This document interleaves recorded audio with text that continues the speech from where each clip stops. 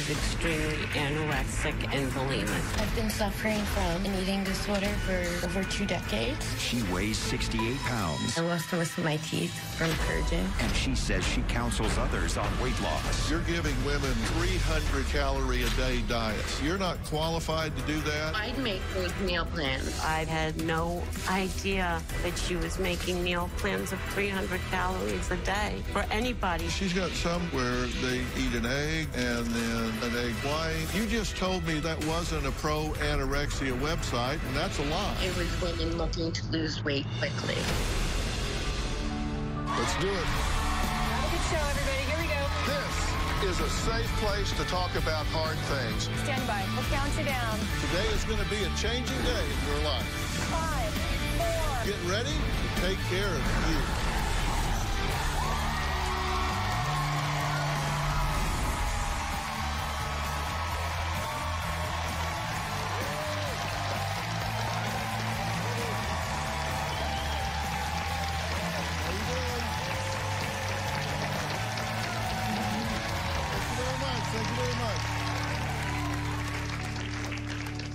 Well, I need to tell you that the story today is a cautionary tale that is very extreme, but it's important to discuss. Now, Renee says her daughter Danielle was always a beautiful child, but felt as young as 7 years old that she was fat. By 14, Renee says she learned her daughter was dieting, and it became an obsession. Danielle lost 50 pounds and went into the hospital and needed a feeding tube. But that didn't stop her. Here's Danielle at 23, and here is Danielle today at 34, weighing 68 pounds. And yet, she calls herself a nutrition counselor, advising and encouraging others while on her own path to self-destruction. Now, Renee says she's terrified that her daughter will die, and well, she should be. That's what I mean when I say this is a cautionary tale. And we told the guests from the start that we have no magic insights because of what I'm about to explain. Look, there are 4 stages of readiness when it comes to change. You know, stage 1 is when you do something because you're compelled by authority, like the court. Stage 2 is when you do it just to escape criticism. Stage 3 is when you know in your mind you need to change, but you don't really feel it. And you only really make change in stage 4 when you're mentally and emotionally desperate to escape your circumstances and you're willing to do what it takes. Now, Danielle has been resistant to change for a long time, long before I came into the picture. And in my opinion, she's not a patient being treated by her regular team of doctors. She is a professional anorexic. It is not just an illness for her, it's a lifestyle, right down to trying to coach others how to develop an anorexic diet. It's not enough that she's ruined her life and lives on the brink of death. Now she wants to teach other women how to do the same, calling herself this nutritional counselor. No wonder her mother, Renee, is worried about being predeceased by her own child. Let's hear what she has to say. My 34-year-old daughter, Danielle, is extremely anorexic and bulimic. Danielle was a bright, sociable, outgoing young girl. She had everything. It breaks my heart to see her dying now.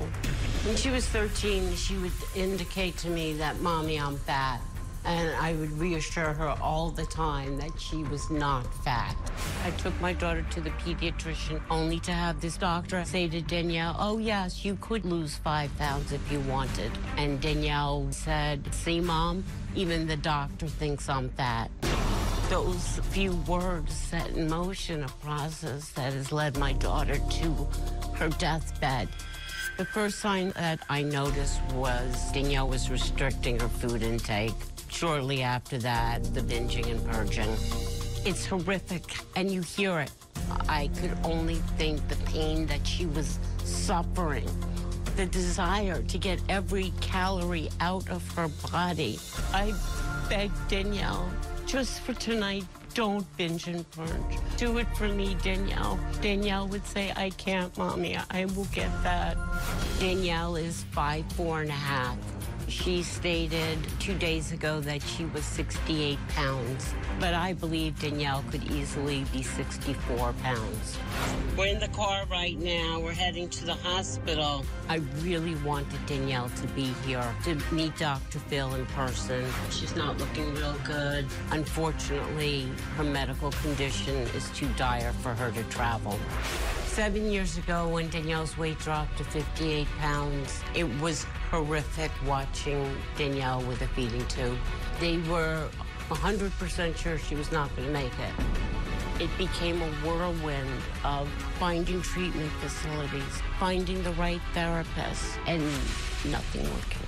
She's almost at 58 pounds again. She's not going to make it. Her body, her organs are very damaged. We don't have time. We don't have time. Okay, Renee, you say that you took Danielle to the hospital just a few days ago because you wanted to get some fluid and electrolytes in order for her to be able to travel, so she could come here, right? That's correct. They took a look at her and said, no, That's correct. we're not giving her anything. She can't travel. She needs to be admitted. That's correct, Dr. Phil. First of all, I want to say that I'm so grateful to be here. It was not unexpected to hear that from the doctors at the hospital. I had stepped out of the room only to see them rush back in with another EKG machine, a tech, and a doctor. And when I tried to ask what was going on, they shooed me away and came out and told me that her heart, not only does she have a cardiac arrhythmia, her heart is extremely weak now and was not beating forcefully enough to pick up on the EKG.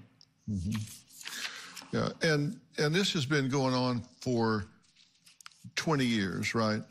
Over 20 years. Yeah, over 20 years. So this is not something that you've had your head buried in the sand about. You've been aware of this, as you said, since she was 7, 8, 9, 10, 11 years old. Yes. And then when she turned 16, she started getting involved in these pro-anorexia websites, because there are these websites on the internet where these people go who actually advocate for anorexia and start sharing their secrets of how to hide it, how to achieve weight Dr. Phil, loss. it's horrific.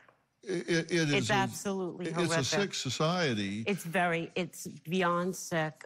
I urge anybody that's involved in it, stop. It will kill you. This is serious. And now she calls herself a nutritional counselor, and she's on these websites counseling others in how to get where she is. This is true. Now, the question she posed to me is, Dr. Phil, what's the next step towards my recovery? But do you believe that is a legitimate question on her part? No. She said to me 2 days ago, Mommy, I'm tired. I'm done. I can't do this anymore. Yeah. And I want to believe it. I really want to believe it. But I've seen her go through so many treatments that have failed. But this time, it feels different. Well, she's been in treatment for the eating disorder approximately 15 times for somewhere, I don't know, it's hard to gauge, but for as many as 90 weeks, somewhere maybe 60, 70, 90 weeks total across 20 years. And I need to be real clear with you about something. This is not your fault. You've been diligent, you've been vigilant, you've turned to professionals, you've presented her for treatment. She's much more compliant in treatment facilities. Unfortunately, the treatment facilities have been too short-term. The one that we've utilized multiple times is basically you eat and you go to your room and there's no therapy. And nobody's gotten to the underlying causes. And this has been as an adult, where she really needs it. That's what she tells you. This is true. But I know that treatment facility, and that's not true. I had no idea. And what she's telling you is absolutely, unequivocally not true. It's just simply not true. That's really painful. This is way above your pay grade, and she's manipulating you and them if she says all they do is feed you and tell you to go wait in the room till it's time to feed again. I guess I love her so much that I want to believe her. You know, some of the pictures of her are shocking. The purpose here is not to sensationalize this. The purpose here is, you know, for her, you know, maybe she'll hear something that is a wake-up call to her. But if not, maybe it'll be a wake-up call to you or somebody you love. We'll be right back.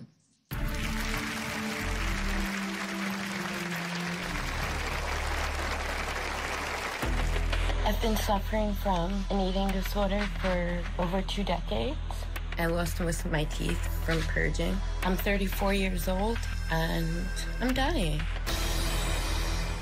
Tomorrow, a son terrorizing the family.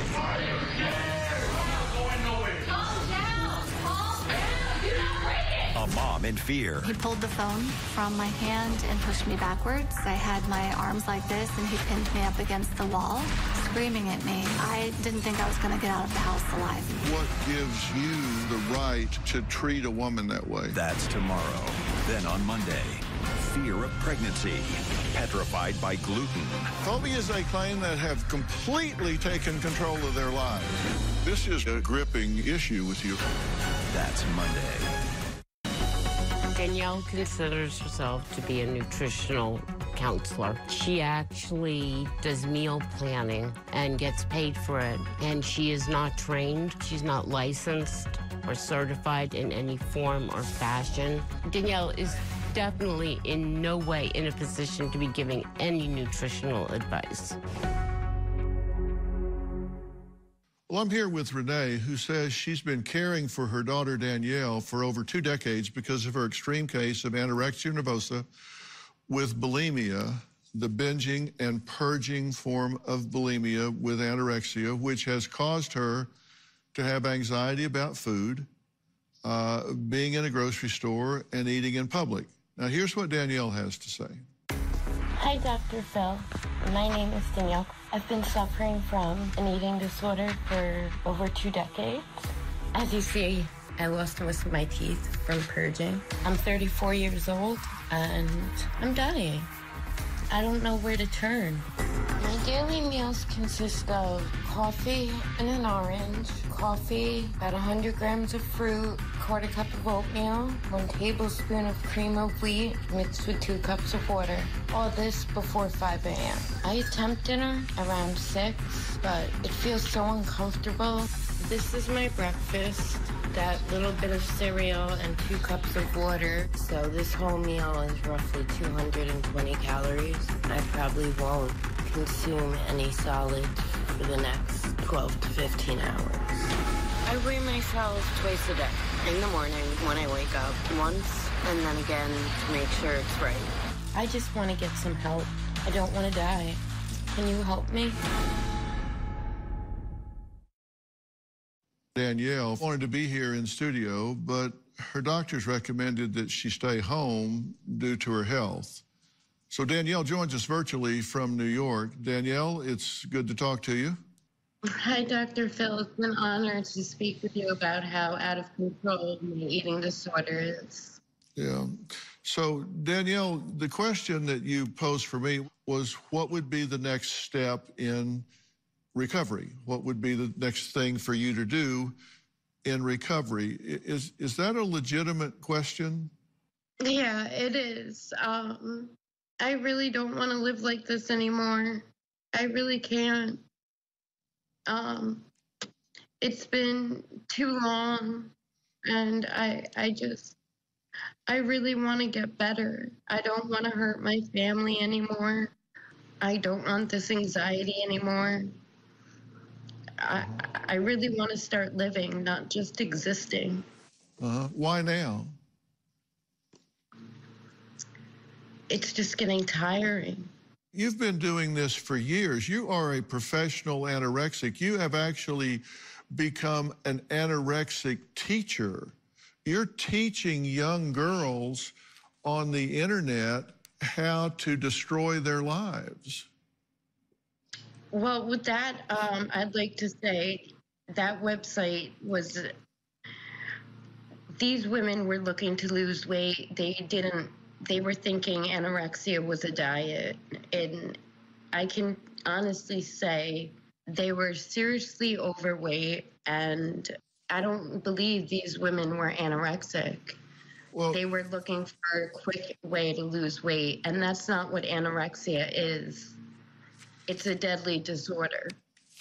Well, Danielle, listen, there's really no point in us talking if you're not going to be honest with me. I'm literally in shock. I had no idea that she was making meal plans of 300 calories a day for anybody. Danielle, listen, there's really no point in us talking if you're not going to be honest with me. That's a pro-anorexia website, and you're giving these women 300 calorie a day diets. And you're not qualified to do that. That's a pro-anorexia website.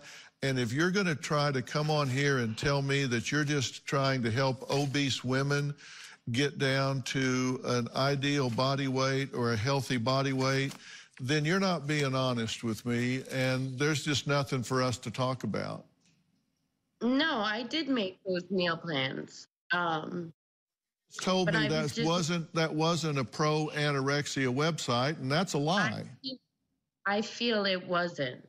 I feel it wasn't. I feel it was women looking to lose weight quickly. Renee? I'm literally in shock. I had no idea that she was making meal plans of 300 calories a day for anybody. 200 pounds, 100 pounds. Well, she's got some that are 300 calories a day where they eat an egg and then an egg white, and then there's the next day is 500 calories a day.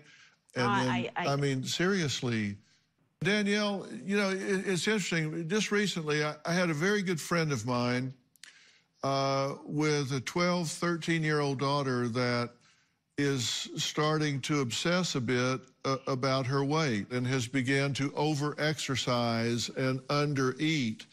And when I was going through your history and what you're doing on the internet as a nutritional counselor, it just sent a shiver down my spine if this young girl were to happen onto you and find you counseling her.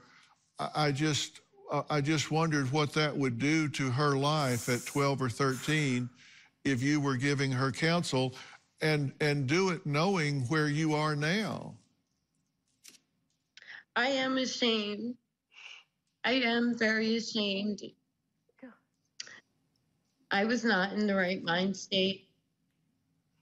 Then why are you trying to justify it to me now instead of owning it? Because you can't change what you don't acknowledge.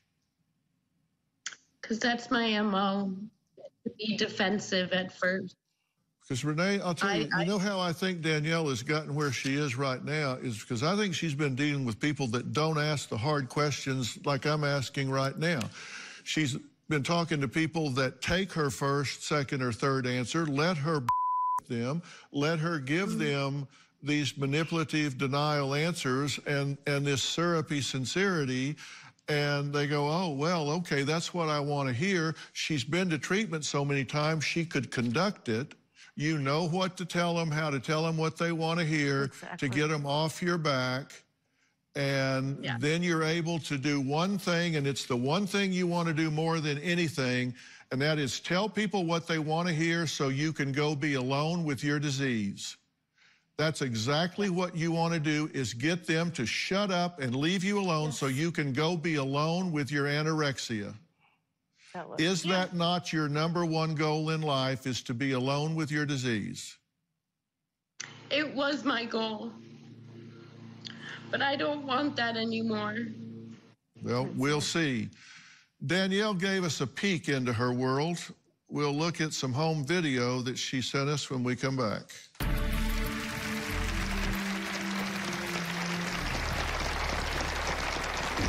Just finished eating breakfast. I feel very bloated. I just hate the feeling of food in my stomach.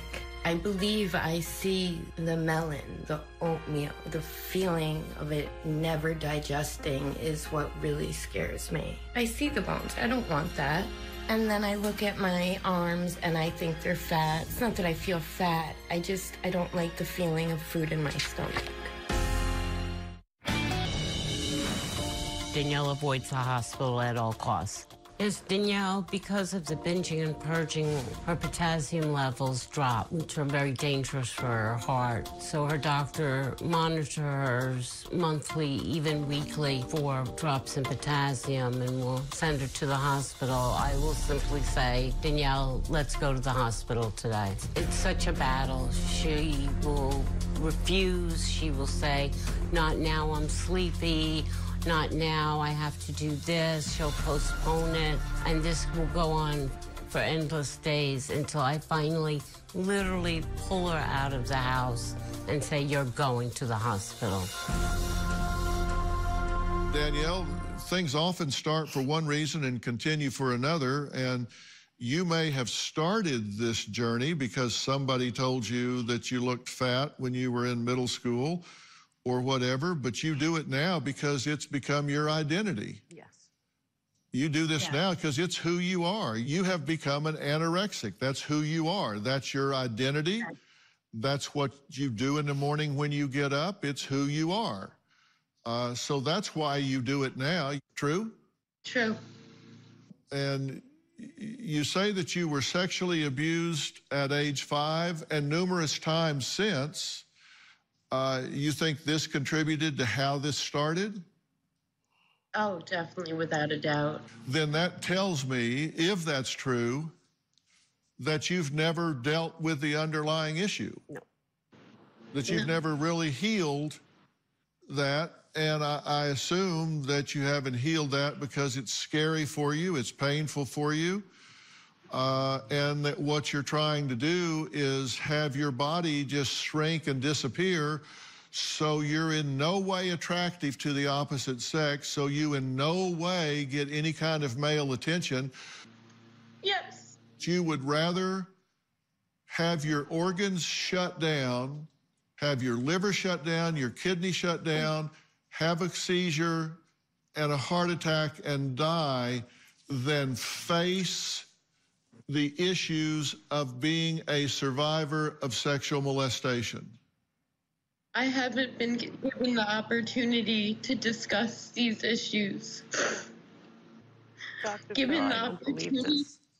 What? I don't believe that she has not had the opportunity to discuss it. I know this is the first time I ever heard about sexual abuse at age 5. At age 5. I told you about the repressed memory. Let's assume it's true. I'm not saying it, let's assume it's true. If that's true, I'm not saying that she hasn't had the opportunity, but I would say she has not seized the opportunity because she is a professional anorexic.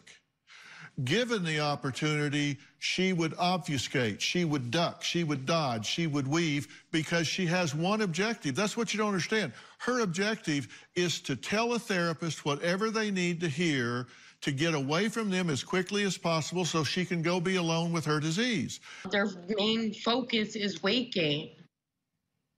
Of course it is, because you die if you don't. Yes.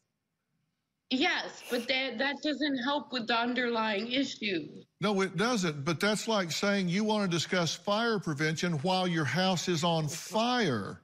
When you're in the ER, when you're in the hospital and you're at 56 pounds and your organs are shutting down, people don't give two damns why you got that way. They need to get you nourished, hydrated, electrolyted, so you don't die. They can talk about why after your heart stops racing, after your kidneys stop failing, but in the meantime, they've got to keep you alive, and you present in crisis time after time after time, and people have to deal with the crisis. Now, one of Danielle's friends from years ago says they had the urge to reach out to me about Danielle when they saw my 3000th update show. I'm going to tell you more about that when we come back, and then I'm going to say something to Danielle that maybe, just maybe, we'll get through the maze. We'll be right back.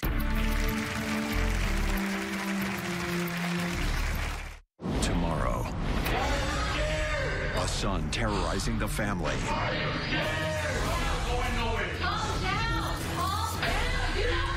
A mom in fear. He pulled the phone up against the wall, screaming at me. I didn't think I was going to get out of the house alive. What gives you the right to treat a woman that way? That's tomorrow.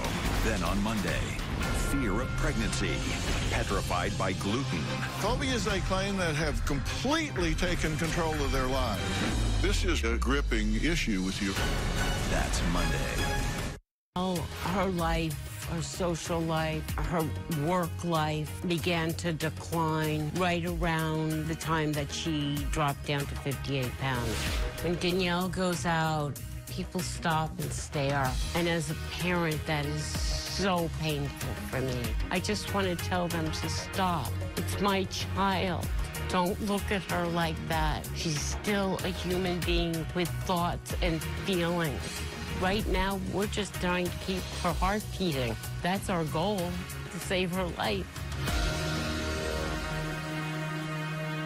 Well, Renee is here today seeking guidance on how to deal with her 34-year-old daughter, Danielle. And Danielle was unable to make the trip because of severe health concerns related to her anorexia and bulimia. Here's video from Danielle where she explains how she feels about not having a social life. My life has become very antisocial because of such anxiety around anything relating to food or drink. Also, I'm embarrassed. I know I don't look good, and I don't want to be around people. I don't want to do things, and that's very selfish. The people that I have in my life don't deserve that. They deserve a better quality person than I am right now. It wasn't Danielle that wrote in to me asking for help, which is a real important sign when I talked about the 4 stages of readiness. A friend of hers wrote in, Talia. Now, Talia was a friend from her past, and she says that she recently saw photos of her friend Danielle on social media, and when she saw it, she felt compelled to contact me. Take a look. Hi, Dr. Phil. I want to thank you for your time and your consideration in helping my friend Danielle. This past August, I saw her post pictures for her birthday, and it was the first time that I've seen how far an eating disorder can go without claiming a person's life. Danielle has fought her entire life. She is a fighter if I've ever met one. All I ask is that she's given the chance to fight for the life that she's envisioned for herself, that her mother has envisioned for her, and to come out a success story. I have never done anything like this before. I have written to your show exactly one time in the hopes that a miracle will come about, and I believe that fate is stepping in and giving Danielle a second chance at a life that she deserves. So I want to thank you again for taking the time to hear her story and hopefully turn it around for her. Thank you so much. Well, Talia joins us virtually from New York. Talia, thank you so much for A, writing in, and B, joining us right now. You saw a big change in Danielle, correct? I don't even think big change is a broad enough statement. Well, Talia reached out after she saw this story from the special 3000th episode. I want you to meet Taylor and Tricia. They're identical twins who've been best friends since birth. They're 16 now, and although they're still inseparable, these twins have become each other's worst enemies. We're both anorexic and bulimic. We're identical twins. Our goal as twins is to look identical, so we don't have people saying, oh, you're the bigger twin. I'm eating now, and they're going to the bathroom to throw up their food. People are mean about it. They feel that is, if we do this for attention, I do it because my mind's messed up. All of these adults in your life care about you, but they don't know what to do. It's been 2 years now, and they have each gained over 40 healthy pounds. Taylor and Tricia, come on out.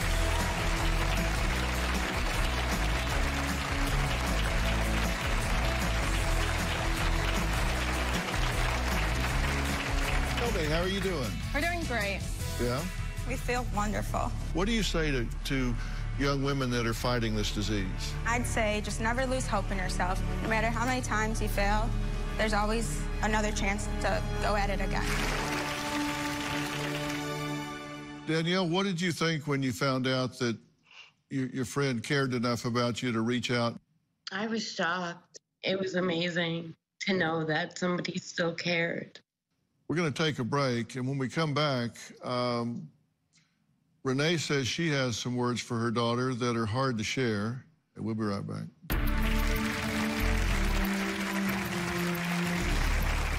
Are you concerned about something? We could not do it without you.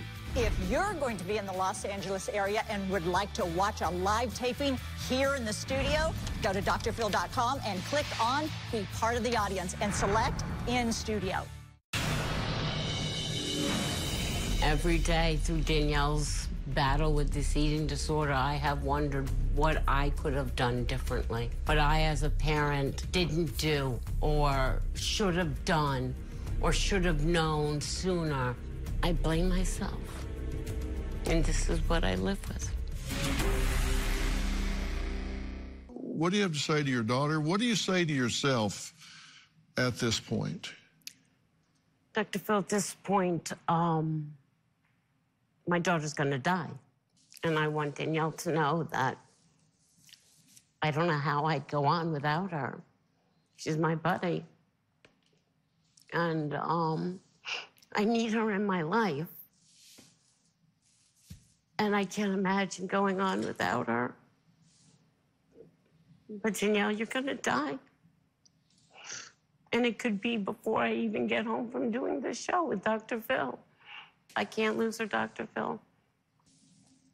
Thank you. If she continues on the route that she's on, that there is no other outcome, and her life expectancy is measured in weeks, not months. This is true, if not days. It could be days. So if she does that, you recognize that that's her doing, not yours. On an intellectual basis, of course, I do understand that. And that's really important to me, that you understand that. You've done what you can do, and she's an adult, so she has to make those choices. You can't make them. So I want this to echo in your mind if you have to take that long walk through the cemetery and bury her, because that's just a reality that could come to pass here. And if and when that happens, I want these words to echo in your mind, that when they become 18, you just become an influencer. You can't direct, you become an influencer, and you've gotten her to treatment, you've done the things you can do. and it's on her. I don't know of a treatment facility in the United States that would take her right now, because it's such a high-risk situation. There's no percentage in it for them because she's failed in treatment so many times, and she's such a high-risk patient. Why would they take her when she's very likely to die under their care? You know, Danielle, you got to ask yourself what your priorities are, and I have a very clear choice for you to make, and I'm gonna describe it to you in terms that you cannot confuse when we come back.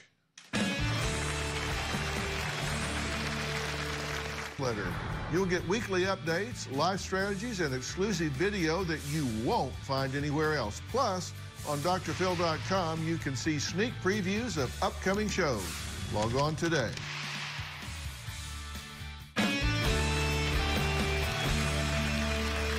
So there's something interesting about diseases. Let's take cancer as a comparison. You know, there are people that have cancer that's considered terminal, and they can change their behavior.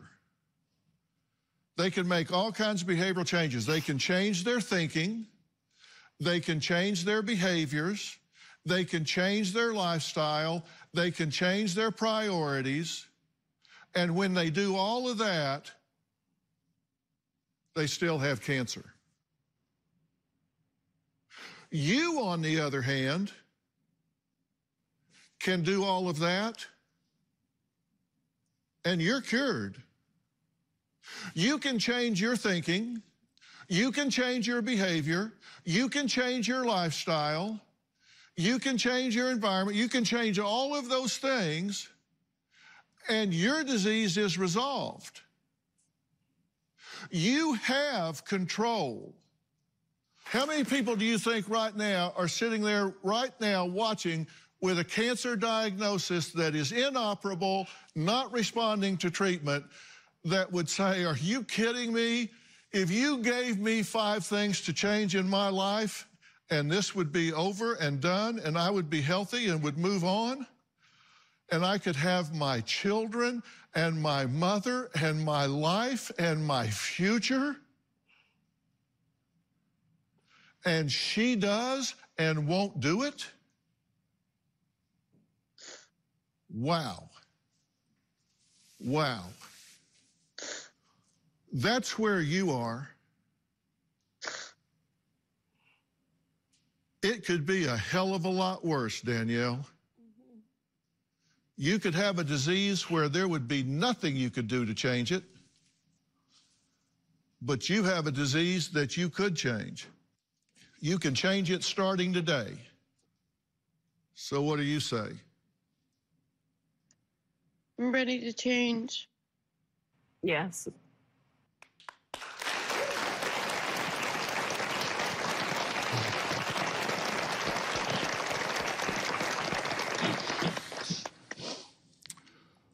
Well, I'll tell you what, here's what I will say to you, Renee. You watch her in earnest. You watch her over the next week,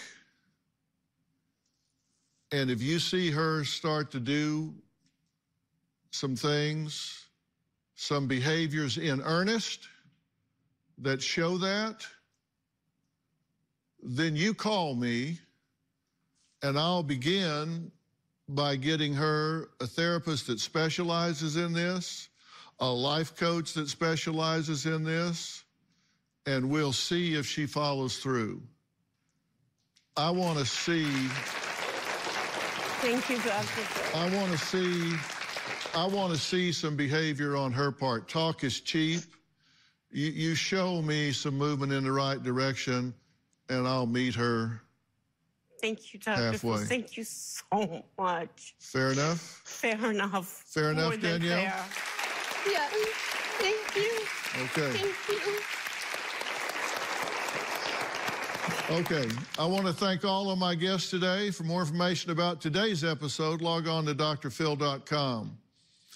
Look, I'm really active online, and I'm sure there's going to be a lot of discussion about this on our Facebook page tonight. I'll be there joining you in this conversation. I hope you will take these lessons. I hope if you've got some young teenager, you'll have them watch this show. I really hope you do, because let me tell you, early intervention is the key. Early intervention is the key. Don't let it get this far. I'll see you tomorrow.